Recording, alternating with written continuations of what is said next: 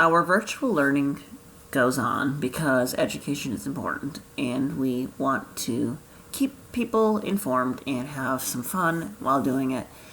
We are going to be doing virtual field trips for the plant families we all learn about, where I kind of film myself interacting with the individual members of the family so that people can get a feel for what's going on, why it's important. And so today's virtual field trip is for the Amaryllidaceae, the amaryllis family. We've got some amaryllis seedlings. These guys are about 3 years old now, member of the Amaryllidaceae. Some of the leaves seem to be dying off a little, but that's okay. It's normal for them. I just transplanted them. They might just be reacting to that. Not all of them are doing that. I've got one over here that's doing a bit better, but it's a bit bigger. So it's amaryllis, but it's funny because this is actually in the genus Hippeastrum. Even though there's a genus called amaryllis, what we generally think of as amaryllis is Hippeastrum. Here we have an ornamental agave that is part of the Amaryllidaceae. Very stiff leaves. More Amaryllidaceous plants. This is Clivia. It's very similar to the amaryllis, and this is actually a highly prized collector's plant. They are very valuable. They can cost thousands of dollars for specialty breeds and cultivars. Really popular in the ornamental trade. This one has, your typical amaryllidaceous flowers. We've got some amaryllis here. These are the spent inflorescences of the seed pods. And we've got some agapanthus.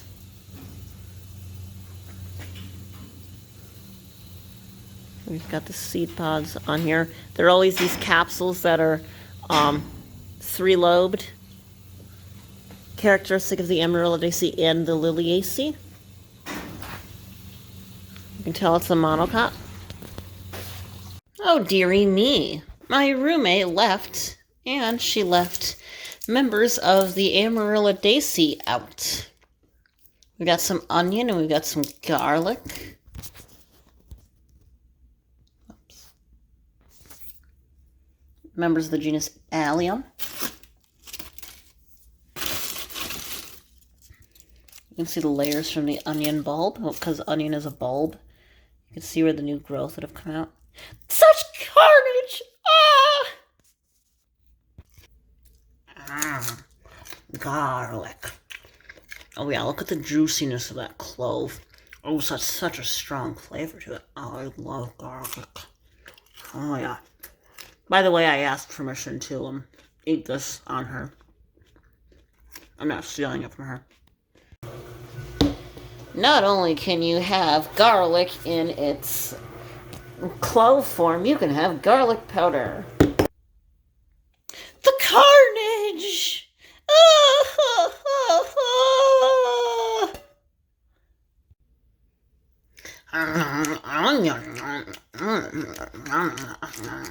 Deliciousness. This is an onion. The bulb is fully intact. So it's what is known as a tunicate bulb. And it gets its name because it's got this protective outer covering around it, which is called a tunic. So it's called a tunicate bulb. It's dormant, so the roots in the meristem have not actually done anything. Inside of this bulb are layers of scales, bud scales is what they're called, or bulb scales, sorry, and they hold starches that will be used to fuel the growth of the plant in the spring. Now, in bulbs like this, the scales are actually modified leaves. They're structurally identical to leaves, except they lack chlorophyll. And their function is just to hold energy until it's time for the plant to regenerate. This is a common feature among the Amaryllidaceae. So onions are in the genus Allium, as is garlic. Another member of the genus Allium is known as chives. Now, chives are kind of like mini scallions. They are perfectly edible. They're a nice spice or an add-in to different things. They're delicious, like other members of this genus. They've got kind of a kick to them, but they're a little bit milder than scallions. And I personally love scallions. So, I think everybody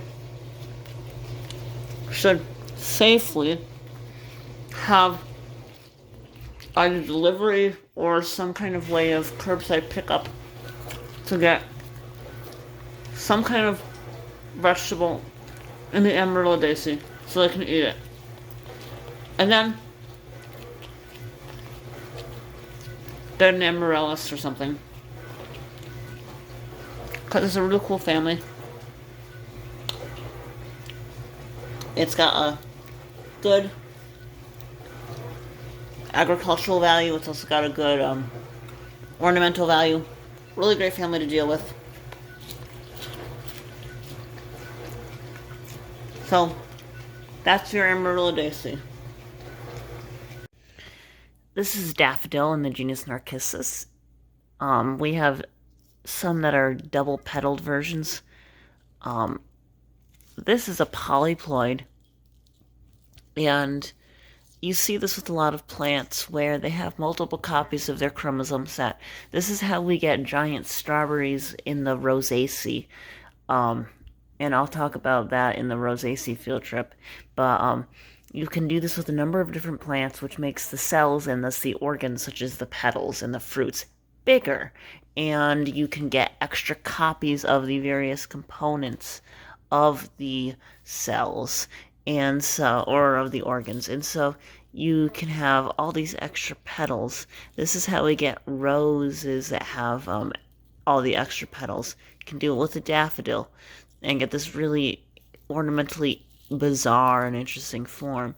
Daffodils come in a variety of different color forms. You know, you have your sepals, which are these guys, and your tepals, which are these petals here. So petals can be sepals and tepals.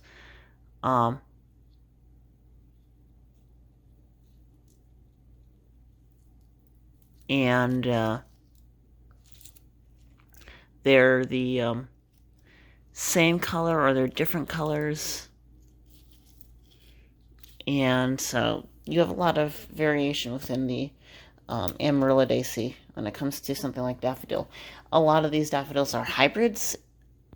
My roommate and I made some floral displays of various things. You can see we've got Orchidaceae in there, Magnoliaceae, that's magnolia. There's some Rosaceae. Lots of cool stuff. There's a lot of feral daffodil out and about here. Daffodil is very well adapted to our climate, even though it didn't evolve here.